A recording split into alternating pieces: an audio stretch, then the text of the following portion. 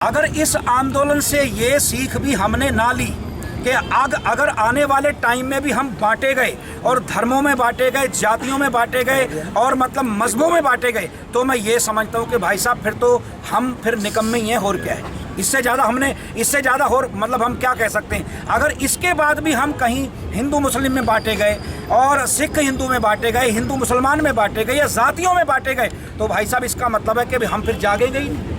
हम नहीं जाग सकते फिर। नहीं, ऐसा नहीं होना चाहिए। और हमें हमेशा ये देखना चाहिए कि सबसे बड़ी इंसानियत है और हमें इंसानियत के नाम पे ही मतलब काम करना चाहिए। और मुझे नहीं लगता, क्योंकि अब ये तजर्बा है, हम भी महापंचायतों में जाते हैं और देखते हैं, ग्राउंड लेवल पे देख रहे हैं, तो लोग कहीं ना कहीं अब एक दूसरे के साथ मिल के बैठे हुए हैं। और मुझे लग रहा है कि उन्होंने हमेशा के लिए अपने दिल से जो है मतलब नफरत ख़त्म कर इसको हम बदकिस्मती कहेंगे।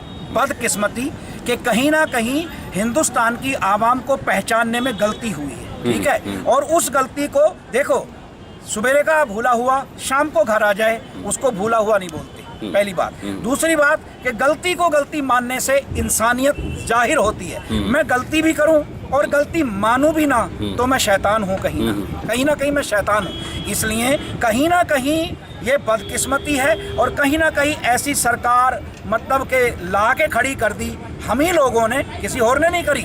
और हम ही लोगों ने खड़ी कर दी जो हमारे गले की फंदा बन गई और आज हमें रोड पे बैठना पड़ा। लेकिन सोशल मीडिया पे ये बात भी चली कि जब कश्मीर में नेट बंद किया गया, 370 लगाया गया, तो सारे हिंदुस्तानी लोग चुप थे, उनके खिलाफ लोगों ने आवाज़ नहीं उठाई। लेकिन वहाँ के लोग थे कई महीनों तक परेशान रहे, लेकिन आप लोगों ने आवाज़ नहीं उठाई उनके खिलाफ, क्योंकि वो लोग परेशान थे।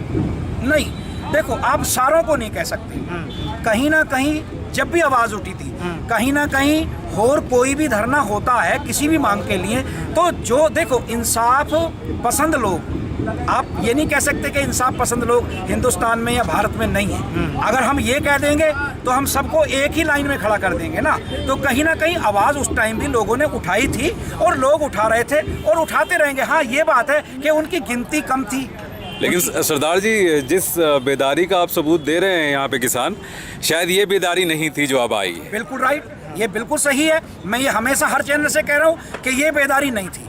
बट आज ये जो हुआ है, इसके लिए देखो, अब रोजी रोटी का कहीं मसला बन चुका है, हर एक का मसला बन चुका है। और इस किसान आंदोलन ने हर एक को नफरत की राजनीति खत्म करके, हिंदू मुसलमान सिख ईसाई वाली राजनीति खत्म करके कहीं ना कहीं हमें सबको इंसानियत सिखाई है।